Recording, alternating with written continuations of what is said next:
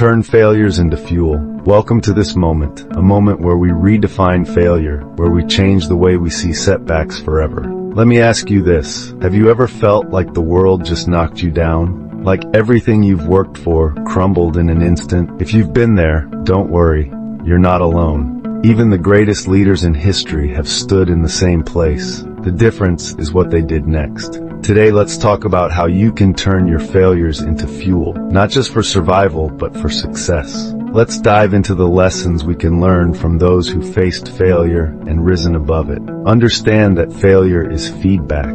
Here's the first truth. Failure isn't final. It's a signal, a teacher, a guide. Thomas Edison, the man who invented the light bulb, failed over 10,000 times before he succeeded. He didn't see those attempts as failures. He called them steps to success. Think about that. Every time you fail, you're uncovering one more way that doesn't work, bringing you closer to the one that does. After every failure, pause and ask yourself, what can I learn from this? What worked and what didn't? Write it down. Learning is the bridge from failure to growth. 2. Separate failure from your identity. Here's the thing. You failed, but you are not a failure. There's a big difference. Leaders like Oprah Winfrey were told they weren't good enough. She was even fired from her first television job. Did she let that define her? No. She understood that her mistakes didn't define her. Her response to them did. Whenever you fail, remind yourself, this is something that happened, not who I am. Say it out loud if you need to. Your worth is not tied to a single event.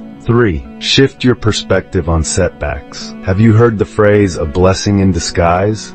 Many leaders say their biggest failures were the turning points of their lives. Take Steve Jobs. He was fired from Apple, the very company he co-founded. But instead of letting that destroy him, he used the time to innovate, to grow, and eventually return stronger. When a failure happens, ask yourself, how could this be an opportunity in disguise? It may take time, but every challenge carries the seeds of a breakthrough. 4. Surround yourself with resilient minds. Failure can feel isolating, but you don't have to face it alone. Surround yourself with people who see your potential, not just your mistakes. Leaders like Abraham Lincoln, who faced countless defeats before becoming president, leaned on mentors and allies for support. Build your resilience circle. Share your challenges with trusted friends or mentors who can help you see the bigger picture and lift you up when you're down. 5. Take action, even when it's hard. Here's the final and most powerful lesson. Keep going. Every failure is a chance to rise again, but only if you take action. J.K. Rowling's manuscript for Harry Potter was rejected 12 times before a publisher finally said yes. What if she had stopped at 11? Set one small achievable goal right after a failure. It doesn't have to be big. Taking action, no matter how small, creates momentum.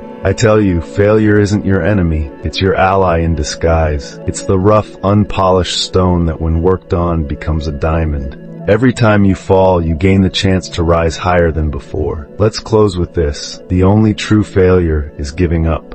As long as you're trying, you're learning. And as long as you're learning, you're growing. So the next time life knocks you down, don't just get up. Rise with purpose. If this message makes you better, take a moment to share it with someone who might need to hear it. Together, we can turn failure into fuel and inspire others to do the same. Take care, stay strong, and keep moving forward.